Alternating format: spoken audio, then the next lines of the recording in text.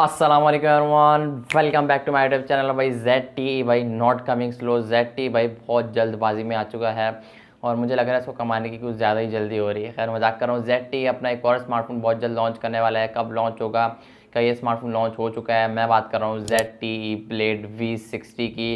ये smartphone Pakistani market के अंदर तकरीबन लॉन्च हो चुका है। कैसे परचेज़ कर सकते हो और क्या इस फ़ोन को परचेज़ करना चाहिए, फ़ोन क्या स्पेसिफिकेशन ऑफर करता है, इसकी प्राइस क्या और मिलेगा कहाँ से, सारी चीज़ें आप लोग आज की इस वीडियो में बताने वाला हूँ।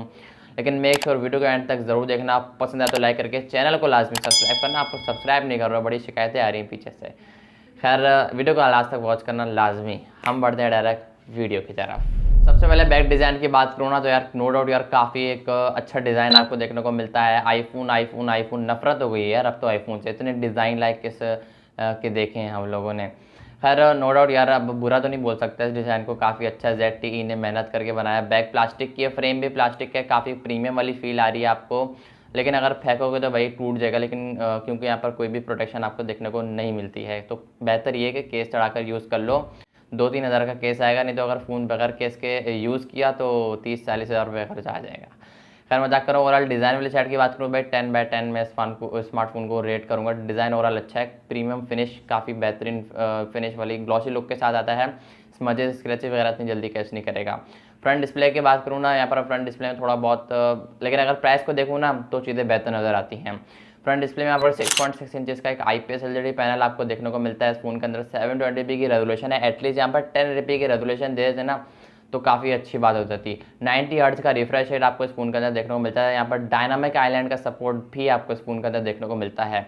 अब ये मुझे समझ नहीं आ रही, रिसेंटली 2-3 फ़ोन के ऊपर मैंने वीडियो बनाई है और रिसेंटली वो लॉन्च होने वाले होंगे, कुछ हो चुके होंगे। और उन 2-3 फ़ोन में जो रिसेंटली कुछ फ़ोन लॉन्च हो रहे हैं ना, उन सब में तकरीबन 90% 80% डायनामिक आइलैंड का सपोर्ट दिया जा रहा है। अब ये कोई नया ट्रेंड चला है, इसके बारे में कुछ कह नहीं सकता। डायनामिक आइलैंड सबसे पहले मैं आपको बता दूं, अगर आपको नहीं पता तो सबसे पहले एप्पल ने इंट्रोड्यूस करवाई थी अपनी iPhone 14 सीरीज़ के अंदर, जिसमें वो रिबन की तरह एक लाइन सी निकलती हुई आती है। अगर आप चार्जिंग पे लाओगे, इनकमिंग कॉल आएगी, आउटगोइंग कॉल आएगी, आप कुछ किसी की ऑडियो सुनते हो, किसी की वीडियो देखते हो, कुछ भी ऐसा करते हो, वीडियो तो नहीं देखते हो, कोई ऑडियो सुनते हो तो ऊपर से लाइक आपको जो कटआउट पंच होल है, मिड पंच होल है इस फोन के डिस्प्ले के मिड के अंदर, उसमें से एक रिबन निकलती हुई आएगी और आपको वो एनिमेशन शो करेगी। इसे कहते हैं डायनामिक आइलैंड। बस बात खत्म। कहना क्या चाहते हो? कहना ये चाहता हूँ कि यहाँ पर डायनामिक आइलैंड का सपोर्ट देखने को मिलता है, सिंपल अल्फाजों में। खैर ये एंड्रॉयड 13 के साथ आएगा। ZTE वो अलग बात है, एंड्रॉयड 14 चल रहा है। ZTE मुझे लगता है पीछे चल रहा है, इसको एक कदम पीछे चलने का शौक है ताकि थोड़े पैसे ज़्यादा कमा सके। खैर पैसे ज़्यादा कमाने के लिए तो एक कदम आगे चलना पड़ता है, ये उल्टा हिसाब कर रहा है। खैर मजाक कर रहा हूँ यार, ZTE वाले नाराज़ नहीं होना अगर कोई वहाँ से वीडियो देख रहा है तो। बाकी इनका कोई latest OS my OS I think उनका कुछ नाम है, माई OS 13 भी देखने को मिल जाएगा। माई OS 14 दे दो तो और अच्छी बात होती थी।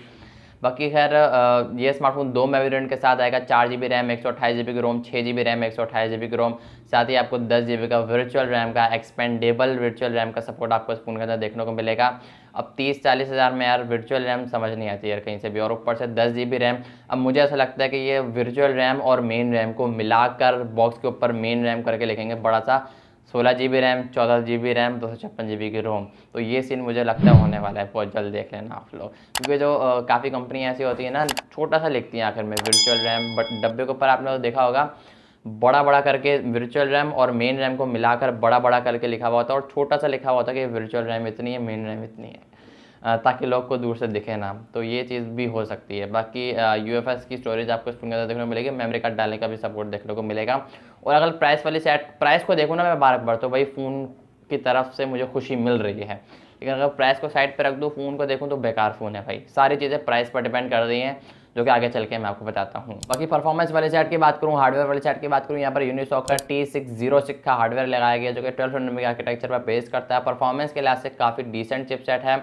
एक मिड रेंज लेवल का ये स्मार्टफोन है, मिड रेंज लेवल का ये प्रोसेसर है, हार्डवेयर है। अगर आप गेमिंग करने की सोच रहे हो तो भाई भाग जाओ, ये वीडियो ही बंद कर दो, मैं करूँगा तो। लाइक अगर आप गेमिंग को लेकर सोच रहे हो, स्मार्टफोन को लेकर, तो भाई सोचो भी नहीं।